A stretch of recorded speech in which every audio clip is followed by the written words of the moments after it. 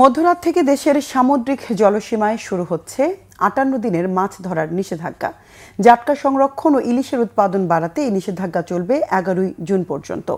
এবার ভারতের সাথে মিল রেখে এই নিষেধাজ্ঞা দেয়া হলো। তবে নিষেধাজ্ঞার আগে খাদ্য সহায়তা পাননি কক্সবাজার উপকূলের জেলেরা। জনপ্রতি ৫৬ কেজি চাল বিতরণের আশ্বাস প্রশাসনের। মোর্শেদুর রহমান খোকনের তথ্য ছবিতে ডেস্ক রিপোর্ট।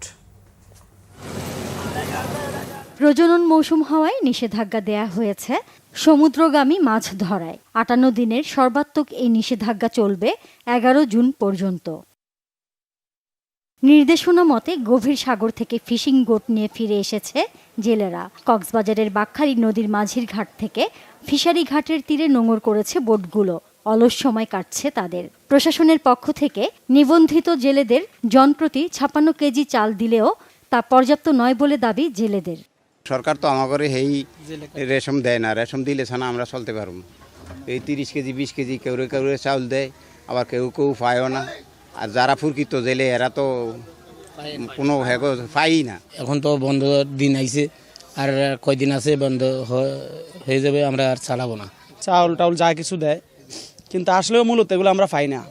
এগুলো যারা জেলে না, যাদেরকে কোনোদিন নদীর পাড়ে আসতে দেখি না, তারা এই জিনিসগুলো নিয়ে যায়। আমাদের পরিবার হয়তো কর্তব্য করিয়ে না আমরা চালা নিচ্ছি আর কি, কিন্তু কষ্ট তো আছে, বেশি অনেক কষ্টতে আছি আমরা। প্রকৃত জেলেদের খাদ্য সহায়তা দেওয়ার আশ্বাস দিয়েছেন জেলা মৎস্য কর্মকর্তা। সমস্ত ট্রলারদেরকে আমরা মেসেজ দিয়েছি বিভিন্ন ফোনের মাধ্যমে। অলরেডি সমস্ত ট্রলার তারা পুলে ফিরে এসেছে। এই ৫৮ দিন ব্যান পিরিয়ড চলাকালীন সময়ে জেলেদেরকে খাদ্য সহায়তা দেওয়া হবে সরকারের পক্ষ থেকে।